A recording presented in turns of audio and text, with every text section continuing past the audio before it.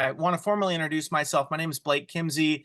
I'm the executive director of writingworkshops.com up here in Dallas. And together with Gemini Inc. and David Samuel Levinson, we have been getting together on a Wednesday night in January since the start of the pandemic back in 2020. So we're going into our fourth year doing this every month, getting to talk with a great author, have a great moderator who have some connection to Texas. They may not live here, their work may not be about this place, but if they have some connection, then we invite them to come on. And we're really happy to have Rudy and Guadalupe with us tonight, helping us spread the word as they have since we started this Big Texas Author Talk back in 2020 is Lone Star Literary. So even if you're not based in Texas, they do a great job of spreading the word about in-person events and then online ones like this.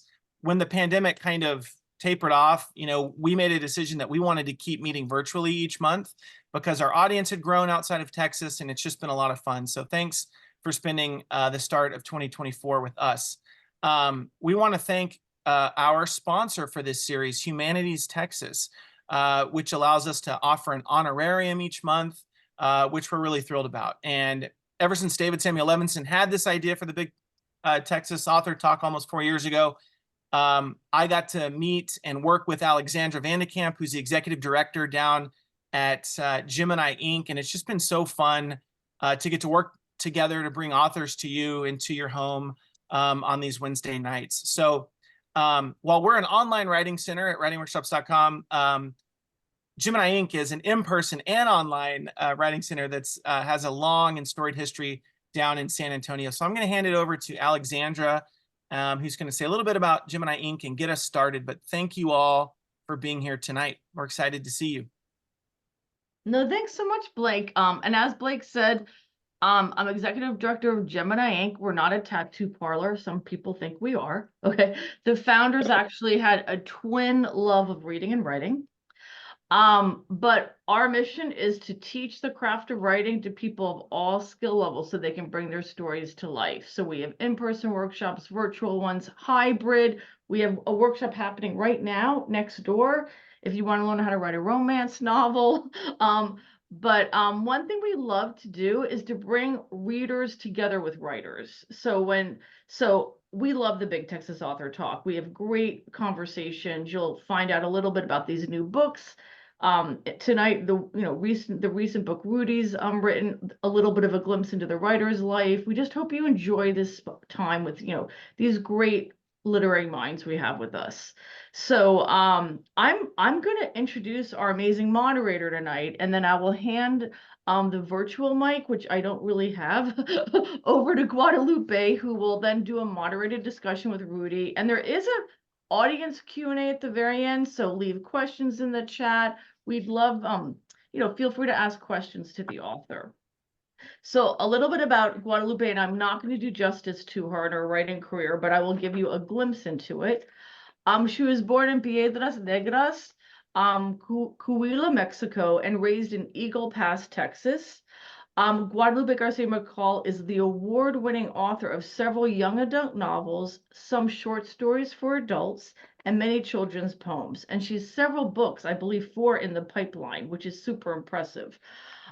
She has received the prestigious Pura Belpre Award, a Westchester Young Adult Fiction Award, the Tomas Rivera Mexican-American Children's Book Award, and was a finalist for the William C. Morris Award and the Andre Norton Award for Young Adult Science Fiction and Fantasy, among many other accolades. You can find out more about her at her website, ggmccall.com. I'll put it in the chat. She's now a full-time author, part-time educator, and lives in San Antonio, Texas. So we're lucky to have her here in San Antonio.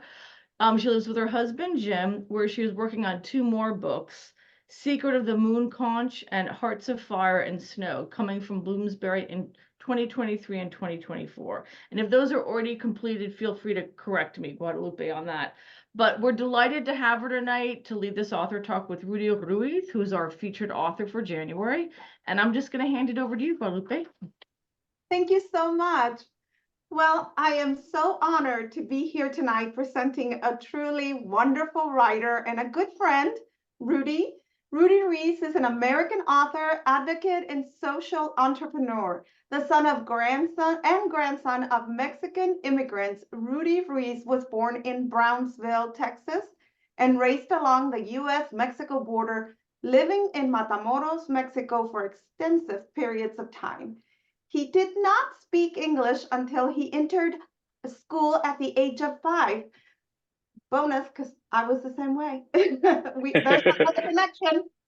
Once in school, he dreamt of becoming a writer, an entrepreneur, and a contributor to the well-being of immigrants and minorities, as well as to positive relations between diverse cultures and nations. He earned his bachelor's and master's degrees at Harvard. Ruiz now resides in San Antonio with his wife Heather and their 2 children, Paloma and Lorenzo. Tonight, we will be discussing Ruiz's latest novel, Valley of the Shadows, winner of the 2023 Texas Institute of Letters, Jesse H. Jones Award for Best Work of Fiction. Valley of Shadows is a visionary neo-Western blend of magical realism, mystery, and horror. Praises for this novel is abundant. James Wade, an award-winning author of all things left wild, states, Ruiz writes with the ache of the lonely, and the audacity of the hopeful. I could not agree more. His prose is unforgiving and his characters unrelenting. Whew! A lot to say about this book, a lot to say about this author. But before we get into the discussion, I thought you could read us a little bit of your prose, Rudy. Absolutely. Thank you for that introduction, Guadalupe. I appreciate it. Love having a conversation with a fellow native of the U.S.-Mexico border and with so many people from obviously all parts of the country and even the world tonight. So thank you all for being here, and thank you, Gemini Inc. and thank you to Writing Workshops for hosting this and inviting me. I'll share with you a little bit of a scene from Valley of Shadows, where to give you a little context for those of you who haven't read the novel, it is set in the late 1800s, 1883, in West Texas, in a mythical town on the border called Olvido. And the protagonist is named Solitario Cisneros, and he was born and raised on the Mexican side of the border, and in the charro tradition of riding horses and wearing kind of the whole charro outfit with the big sombrero, which is one of the images on the book cover that Guadalupe showed. And after he had spent some time basically fighting in Mexico against the French imperialists in the 1800s, he settled down and became a lawman in this border town of Olvido on the Mexican side of the border. But then something happens where the Rio Grande shifts course, and Olvido ends up getting stranded on the Texas side of the border. And so in the process of all that, Solitario has lost his country. He lost the love of his life, his wife, in a tragic accident. And he lost his badge because, of course, now the town was in the United States. So when the book opens, Solitario is pretty much retired and just kind of in seclusion, hiding out on his ranch. And however, a horrific crime takes place, and a series of crimes start to take place that start off with the death of the sheriff of the town. And because he's the only lawman around, he is recruited in by the town leaders to help put a stop to the killings and figure out who is committing them. And at the same time, in this kind of very diverse community that has emerged here on this border, there are the old Mexican townspeople, there are Apache settlers that are there as well. There's the Anglo settlers that have come in to develop the town. So it's kind of a powder keg, if you will. And he's trying to, and people are pointing fingers at each other, and he's trying to kind of keep the peace while he figures out who's committing the crimes. So with that, I'll read this. I'll read this passage for you. The squall burst into the square just as Solitario arrived, kicking up dust devils and sweeping up dry leaves in a frenzy of debris. Squinting through the arid tempest stinging his eyes, Solitario knew at once none of the people being held against their will could have committed the complex and heinous crimes in question. Against a long stucco wall beyond which lay the graveyard, 15 men had been lined up, tied with rope at the ankles and wrists, their hands behind their backs. They wore the faded and frayed clothing of campesinos, several of them still crowned by sombreros. A few were little more than boys, including a trio of Apache too young to be out hunting or fighting with their fathers. A handful of gunslingers patrolled them, their pistols cocked and ready. The townspeople and shopkeepers had all wisely retreated into hiding behind their shutters. Moving slowly, Solitario guided Tormenta towards the horseman he deduced to be the posse's leader. The man's face was covered by a bushy red beard, his skin ruddy from sun and alcohol and tobacco. He wore a dusty gray coat and a weathered Confederate cavalry hat. "When are you planning to set up your firing squad?" Solitario asked. "If you are patient enough to wait, I would like for our town's mayor to have a few words with you beforehand. Perhaps the spilling of innocent blood could be avoided. I need more time for the investigation." "Your investigation," Captain Ringgold sneered, "ain't going too well now, is it?" Solitario's deadpan face revealed nothing. "How many dead bodies pile up already? I hear the busiest men in town ain't the banker or the baker, but the gravedigger and the coffin maker," Ringgold added as he chuckled at his own cleverness. His men guffawed behind him. Just as the laughter subsided, the Dobbs twins rode into the square, lining up behind Solitario. Ringgold grew quiet. Solitario figured he was recalculating his odds. It was 5 against 3 now, but Solitario knew his deputies looked pretty wet behind the ears, while Ringgold's men were jaded veterans of war. "Like I said," Solitario repeated, "it would be good if you spoke to the mayor before taking matters into your own hands and facing the consequences of doing so." Ringgold snickered. "I don't know if you're more nursemaid than sheriff with those 2 deputies of yours, but sure, I'll give you 10 minutes to turn up the mayor if you can. If you're as good at finding him as you are at solving crimes, I reckon we'll be having ourselves a good old-fashioned firing squad here pretty damn soon." "Boys, go fetch the mayor," Solitario instructed, his somber gaze remaining steadily fixed on Captain Ringgold's blue eyes. He could see a bloodlust in them, one not quenched by war, but rather made stronger and turned into a sickness. Men like Ringgold needed to kill to feel alive. "Hurry," he said. "I'll wait under the tree," he told Ringgold, nodding and guiding Tormenta towards the lone oak that towered at the center of the square. Some called it the hanging tree. In the shade of the majestic oak, Solitario dismounted.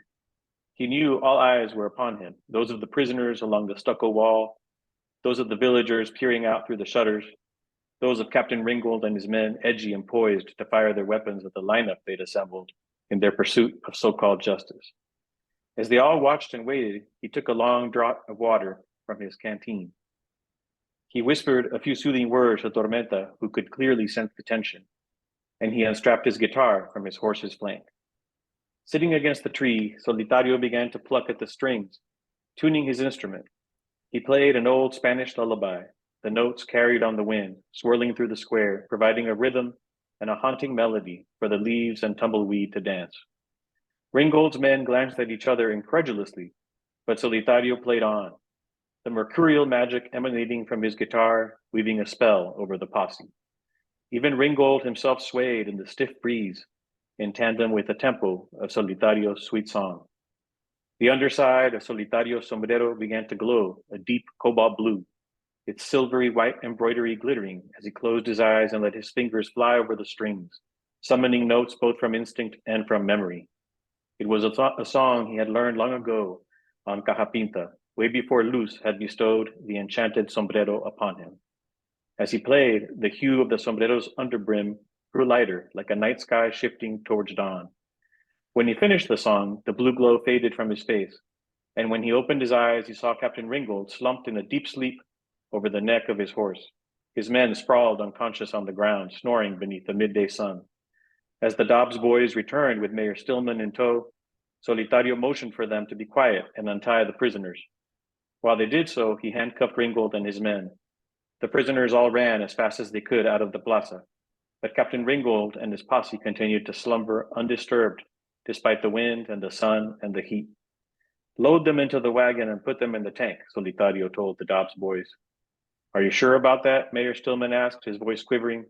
Captain Ringgold works for Mr. Grissom, our biggest taxpayer. Justice is not for sale, Solitario quipped, fastening his guitar back at Tormenta's side. I love that. I love that. Thank you so Thank you. much. That was No, amazing. thank you. Appreciate it. That last line, you left us in a really good place. That was one thing about that book. It had these beautiful lines that I just loved. And I have to say this: I was on the committee for the Jesse Jones Award, and this book, when I read it, I put it at the top of the pile, and then I was like, maybe another one will come around, and that will become the top of the pile. Well, it wouldn't. And there were 20 something books. And it became that marker for me. Where is it going to go? Is there another book that can go on top of this book? And so by the end, I knew that this was the winner for me because it just never left the top of that pile. It was a beautiful, gorgeous book. And I'm just so proud of you. Thank you, Guadalupe. I appreciate it. One of the things that I'm always asked, and so I was going to ask you now, is where did the ideas come from, right? I mean, writers who are trying to write always want to know where writers who already are out here publishing, where we got the ideas. How did we come from idea to this book? So I wanted to ask you that.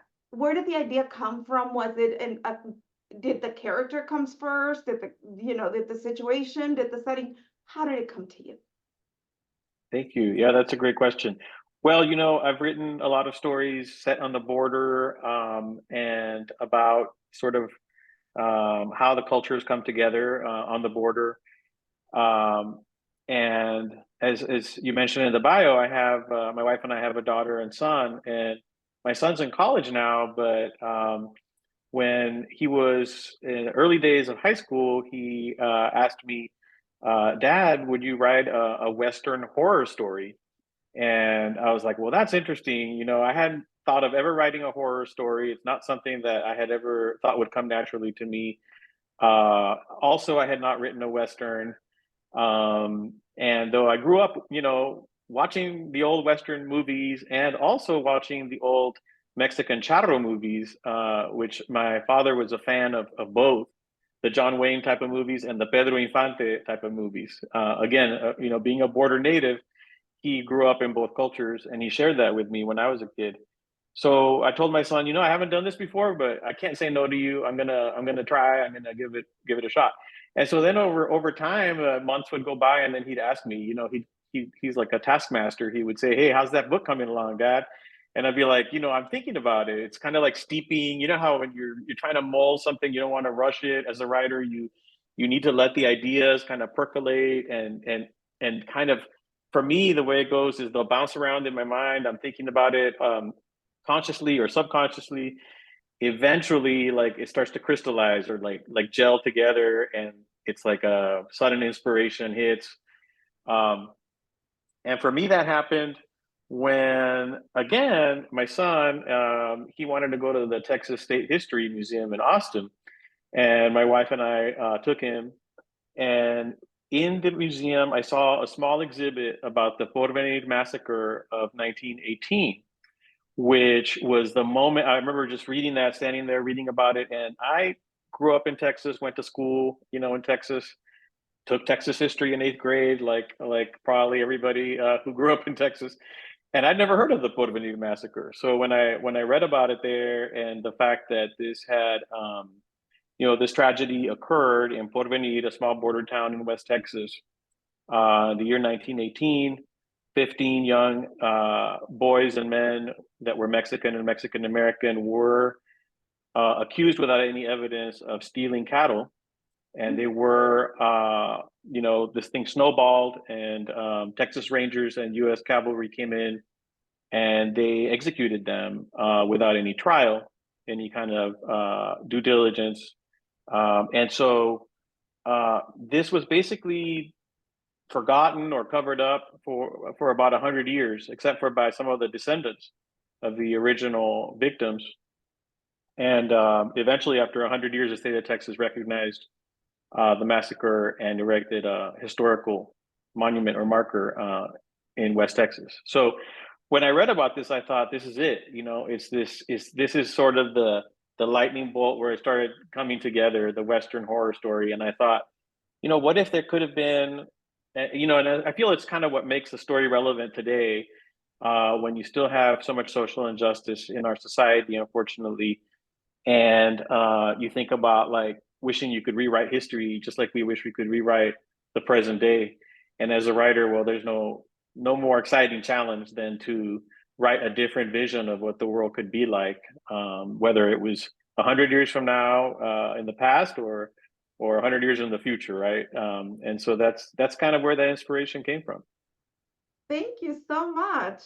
I love that. I love that it was an actual historical event and that you just had that light bulb moment. Yeah. I want to talk to you about the genre, because one of the things that stood out to me in the book is how literary it is, how beautifully undefinable it is. And I love that you played with genre. There's mystery, it's a thriller, there's magical realism, there's suspense, there's love, you know, romance is in there. And so I wanted to know from you what drew you to this multi-genre way of writing. Is this something that came naturally to you, or did you make a decision? And if you did, when you look at it in your eyes, what is it? Mm-hmm. It's a great question. You know, I mean, to me, I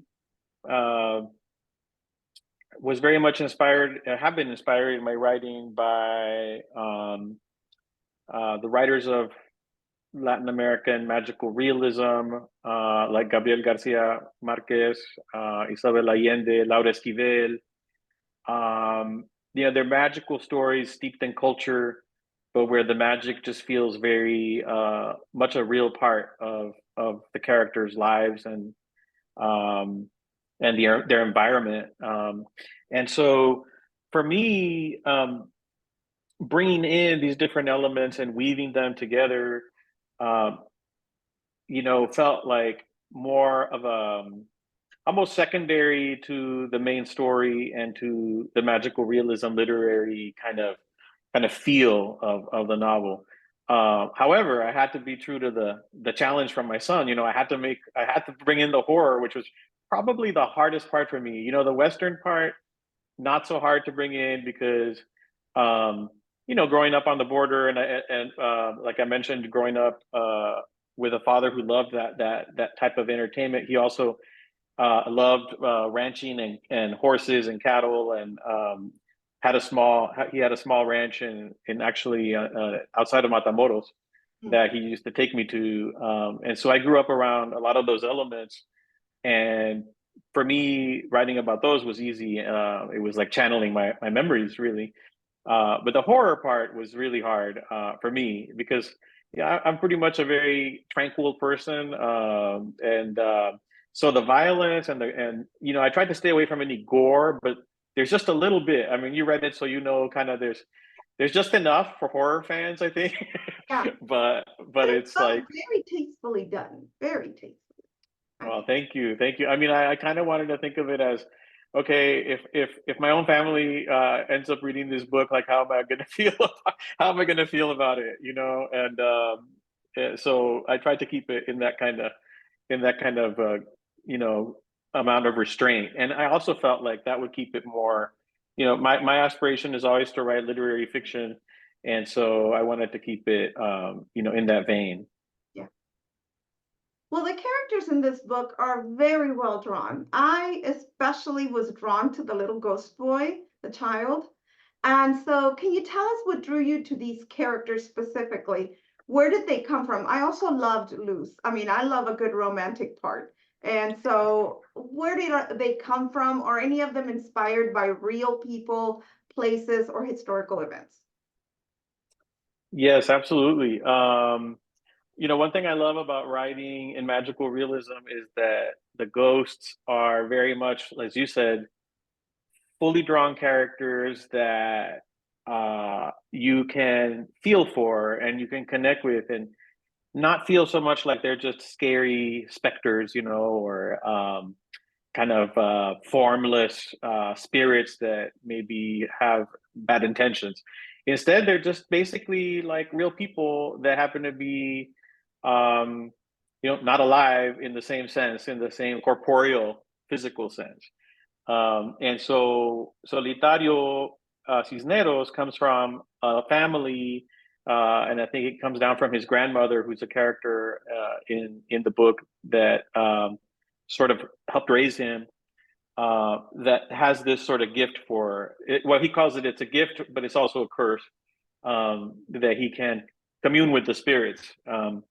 And so some of the spirits are, for example, the young boy that you mentioned that you were drawn to was the original Anglo sheriff's, one of his children. And when this horrible crime happens, the sheriff, some of the family members die, some don't. Some of the children don't die, but they're taken hostage. And so Solitario's first job is to try to find those children and save the sheriff's children.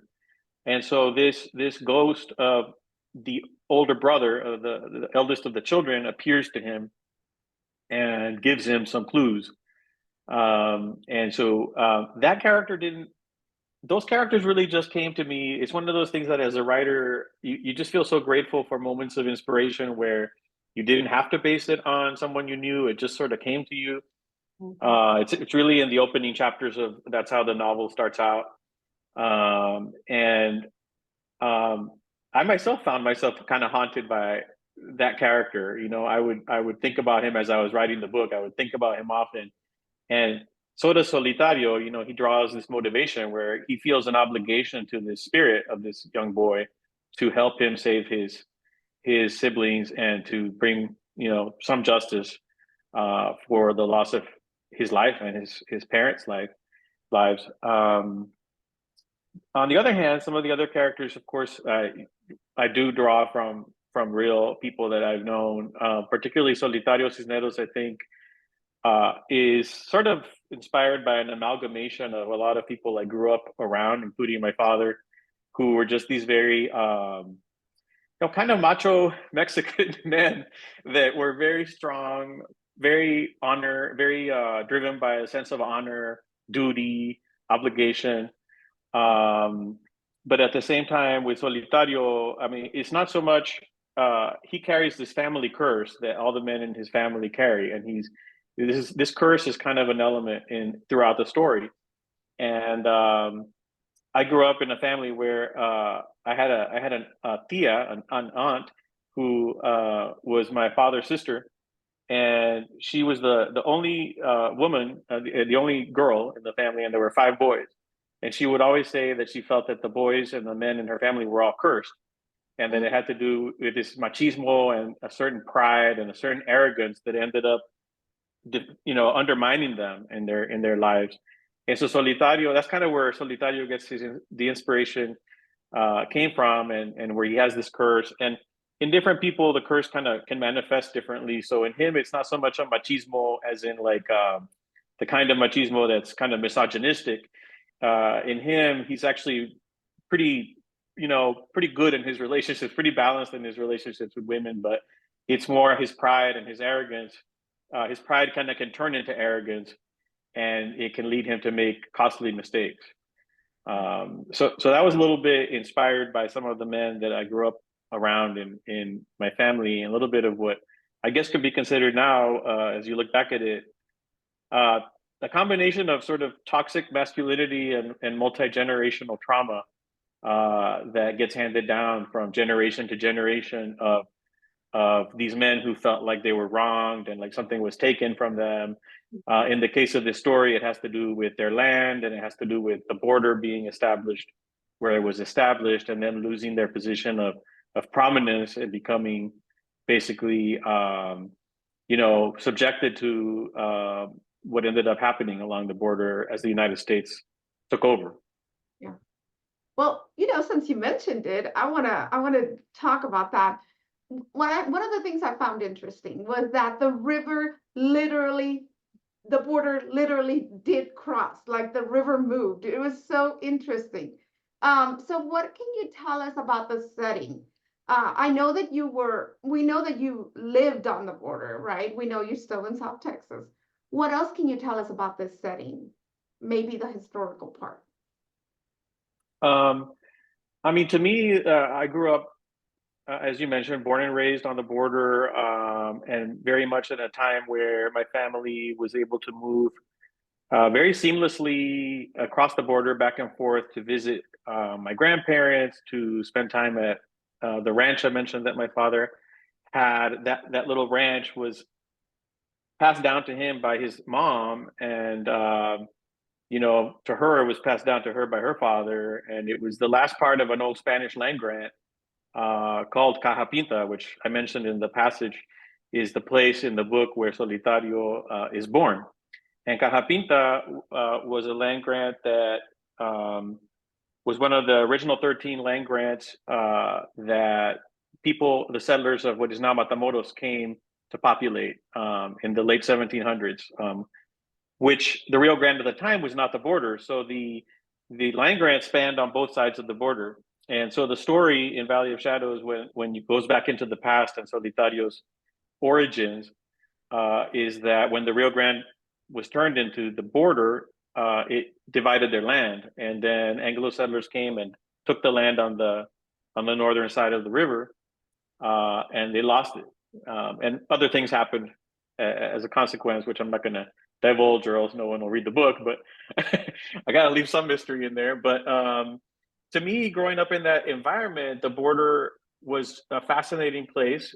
I felt very much rooted in the Mexican heritage, but at the same time, I was born in the U.S. I was educated in the U.S. I was proud to be an American. So it was like a very unique experience, I think, that maybe people like yourself who grew up on the border can totally understand, where you really feel like you belong to both of these worlds. They're both part of you, and you only look for ways to bring them together. I was very inspired always to try to do things that built bridges between the U.S. and Mexico, between English and Spanish speakers, etc. And so I still feel that way. I feel like the environment, it's become a more difficult and challenging environment to try to do that. Anywhere outside of the border, people tend to see it in a very different way. And through my writing, I try to convey the idea that borders they don't have to be walls. They don't have to be impenetrable lines of division. They can be places where people come together, and where culture, ideas, and commerce and art, can be exchanged, and people can do things together to make it a better place and to have a better coexistence. And that's really something I try to really weave into Valley of Shadows, and through the friends and the partners and the allies that Solitario makes. I think you come to see that a vision for how we can solve problems together and make a better community that we can all live in, even though we may come from very different backgrounds. Wow, you just you keep leading right into my next question. I love it. Oh, well, awesome. That's good. So there were some beautiful thematic threads and running through this book that really resonated with me as a person of color in our current climate. But I wanted to read some of these because I started highlighting them and putting WW next to them, words of wisdom. And I thought, these are words of wisdom. These are beautiful. So I'm going to read some if you don't mind. On page 42, you must never overestimate your abilities. If you do, it will get you killed. That was one. And I thought, how wise. The other one. But what is more important is whether he can shine inside or whether his darkness will consume him. What a thematic, beautiful question to ask ourselves, right? Just remember to look beneath the surface. Let what lies within guide you. And I was like, wow, these are just amazing words of wisdom. And they're everywhere in the book, everywhere. Here's another one. Discrimination is evil, but evil does not discriminate. And you just floored me with all of these. And I wanted to ask you,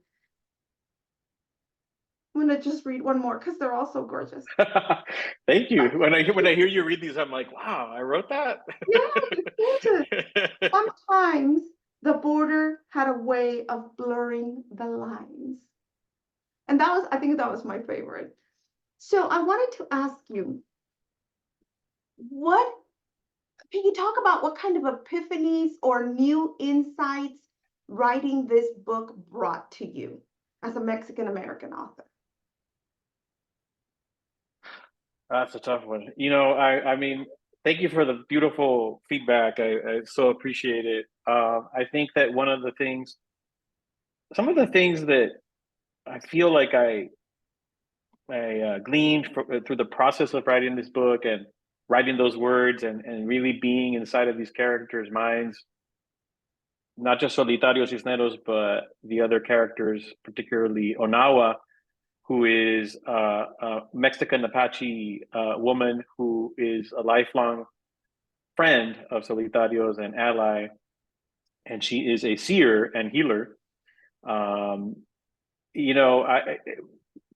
some of the other characters, I think, also as I wrote them, unlike other things I've written with this book, I really felt like as I wrote them, I was learning from them. I mean, I have had the wonderful experience of writing and suddenly the characters take over and they just are doing what they're doing and you're just sort of channeling them, But I don't think I'd ever felt like I was learning so much from the characters. And in this case, I did feel like I was learning. It was something about Solitario's character, the fact that his character is very quiet, and he's kind of reflective and pensive, and he's slow to anger, and he tries to find, the peaceful way to solve problems before resorting to violence if that's what he's going to have to do, which is something you saw in that passage I read earlier. In the typical Western, the resolution would be a big shootout, and everybody wants to see a big high noon shootout in a Western. That was my first instinct, was there's going to be a shootout and Solitario is going to establish himself as this amazing gunslinger. And then I just thought, no, wait a minute, that's not really what he would want to do. He would try to figure out a different way to solve this problem. And the way he solved it, as you saw in the scene, at first the other characters were kind of puzzled, or they were laughing at him. They didn't understand what he was doing, and he found a peaceful solution out of that, quandary. So I feel like as I was writing them and kind of experiencing their reflections, the characters' reflections and their decisions, I feel like it just sort of brought me some peace. It brought me some, I don't know, some tranquility, almost like that in the face of a lot of challenges that we might face in life. And it's not just as a Mexican American, but just as a human being, that we can find solutions that might not be the most obvious, the knee-jerk reaction.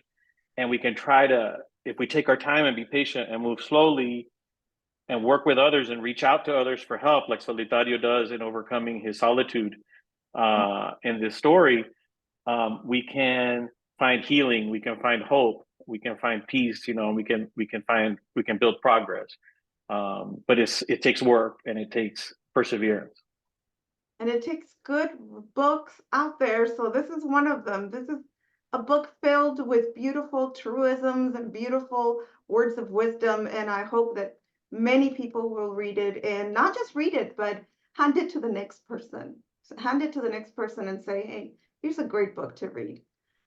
So thank you. Well, yes, word of mouth is everything, really. Everything. So I appreciate that. What are you working on now? We're getting close to the hour here for us, and I want to know what's next for you. Yes, well, no surprise. It's a book set on the border. It's called The Border Between Us. It is due out in September of this year.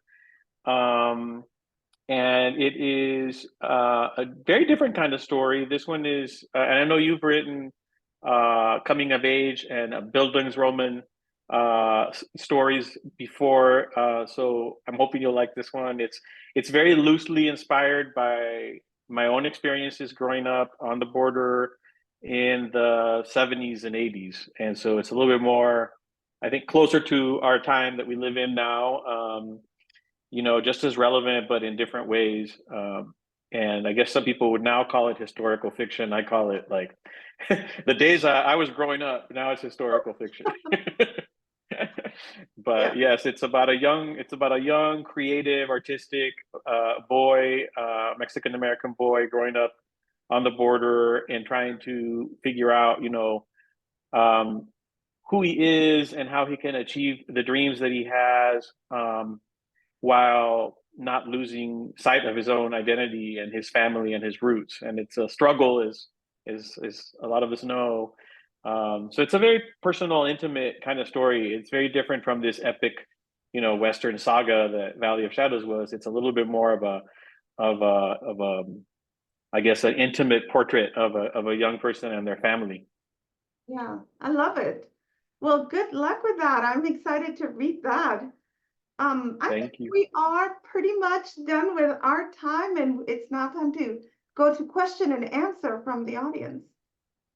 Yeah, and I've seen that in the chat. There's been some questions already thrown out there. So we do have some questions in the chat, so keep those coming. And Guadalupe, Rudy, thank you so much for this great discussion so far. We'll kind of go in reverse order. I'm just going to scroll up, and I see one from Michael Arturo who says, have you had any interest to adapt Valley of Shadows into a screenplay? Can you envision the novel as a movie?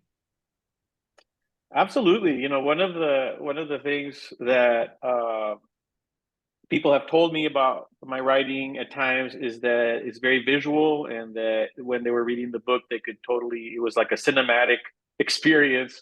And I feel like I am a very visual writer. So, and I'm a movie buff, as well. So when I was writing Valley of Shadows, I think I was very inspired, like I said, by the Westerns and the Mexican charro movies that I watched as a kid with my dad. And basically it was almost like I wanted to see a Pedro Infante charro protagonist in an American Western movie.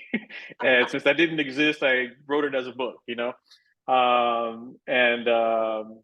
and so, yes, absolutely. I think it could be, in fact, I mean, I've had a few conversations with some people about it, and my publisher has been working on trying to find the right people to kind of adapt the book into a movie or a TV series. But as you guys know, this kind of stuff takes time and teamwork. So the more people read the book and spread the word about it, I think the better the chances of that happening. But I think Westerns have been having a little bit of a revival, lately. And so I think it'd be very interesting to have this kind of revisionist neo-Western where you really have the Mexican American and the Apache characters really in a position of heroism and strength. I'd love to see that. Yeah, I would too. Lynn Green, a little bit further up in the chat, says, question for Rudy. Has dialogue within your stories always come naturally to you, or do you have a technique you use in your writing to create mesmerizing dialogue? And they go on to say, I once was given a tip to listen to random conversation among others while out and about to expand my dialogue writing strategy. Any tips you can share? Yeah, I think that is a good tip. It's interesting whenever I've tried to do that, that particular technique of listening to people. It's really interesting how fragmented, what a fragmented way we, human beings tend to speak in, and how, kind of sometimes short and choppy, and and when we're writing, like we tend to want to make everything very beautiful and artistic, and so sometimes it's not realistic, and so it's really finding a balance between the artistry and the characters that you're trying to build, and then the way that people would normally talk. I don't think when I write my dialogue all the time that it's actually exactly how people would really talk, but I try to make it still feel natural, rather than forced, and move the story, and keep moving the story forward. And one thing that I think just you, as a writer, I think you practice and you learn over time is to be efficient with your dialogue. If you end up having too much dialogue, it depends on the style of the writer, of course.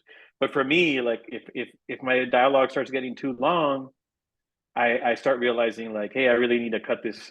I need to cut this down. It's getting too wordy. It's not going anywhere. It's just taking up space on the page, and you don't want to just take up space on the page. And in the case, one reason for me writing Solitario and Valley of Shadows was actually a lot of fun, was because it really kept forcing myself to, like, I can talk a lot, as you guys can see. You get me going, I'll talk and talk.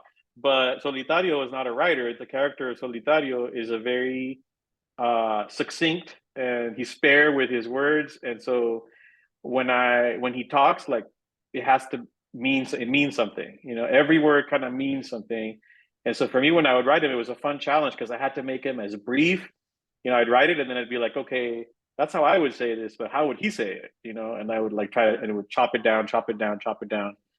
And it's a lot of fun. For me, it's a lot of fun. And so I think when you're writing dialogue, also, it's a great way to differentiate the characters from each other. And we all know different people in our lives who we could draw inspiration from. I mean, for me, I had a grandfather who was a man of very few words. He'd spend the whole dinner. He might not say a single thing, and he'd just be listening, and then he'd deliver one line, and it'd be one of those words of wisdom, like when you were talking about Guadalupe, and it would be the one thing everybody remembered from the dinner. It would be this one line that he said versus the whole 2 hours of everyone else jabbering. So I think it's great to pick people out, maybe. The same parent figure at the table. Yeah, very, very classic. Those are great characters, and so yeah, we can draw inspiration from people in our own lives and how they speak, and their style of communicating. I love that. That's kind of like tuning an instrument to the way folks talk. JW has a question I was kind of thinking about, because we go back to 1918. It's kind of, you drew a strike of inspiration from this forgotten massacre, and these innocent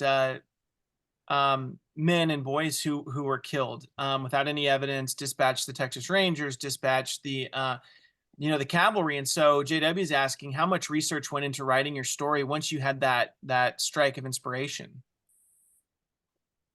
A pretty good amount of research. I read about the events around it. I read about the long process some of the descendants' families went through to have that tragedy recognized by the state of Texas. Read more. It kind of led me down the rabbit hole of reading more about the history of atrocities throughout the Southwest and throughout the border region, which extended, obviously, to the indigenous people of the Southwest, to the Tejano settlers, to the African American settlers that came, to the Southwest as well, especially after the Civil War. So it was, sometimes reading that material and doing that research was kind of depressing, to say the least. But it wasn't necessarily that we don't know those things happen. It's just that when you read the details, and you think about the humanity of it, it could take you to kind of a dark place, which was fitting for the novel.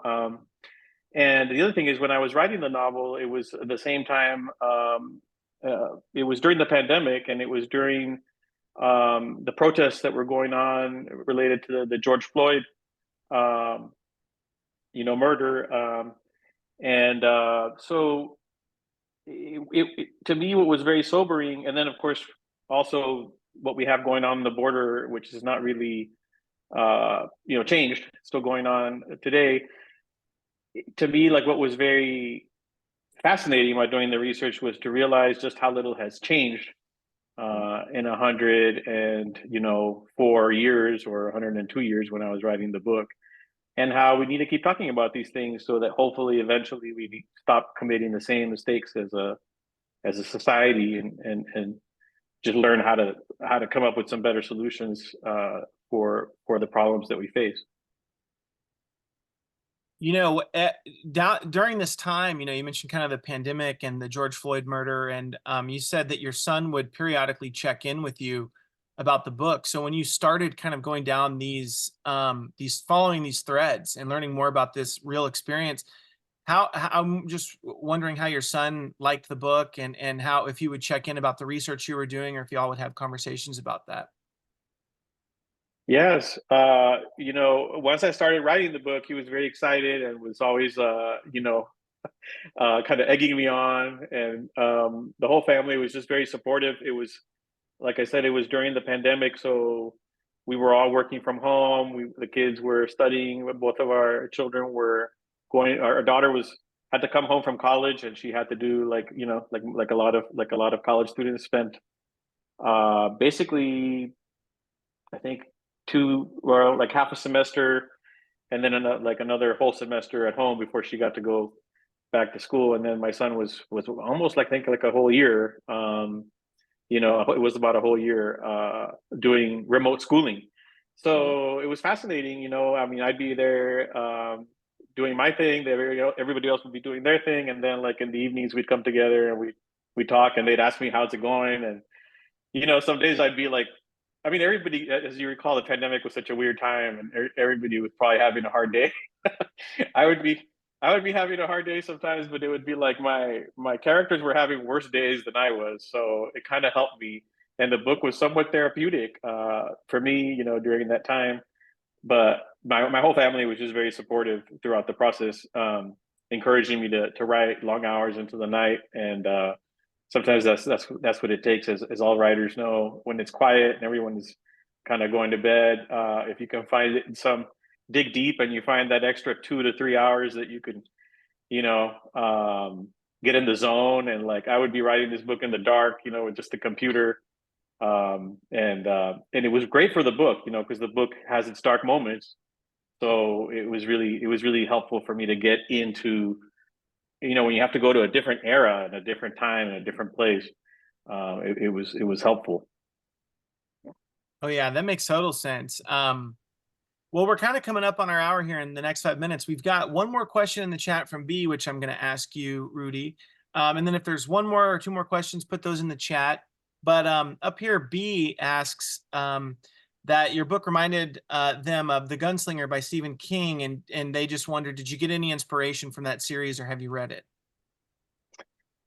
I haven't read that one. Of course, I've read other, Stephen King works, and like everyone watched, he's had so many works adapted into movies and TV shows, and I've liked some of his work. I feel like,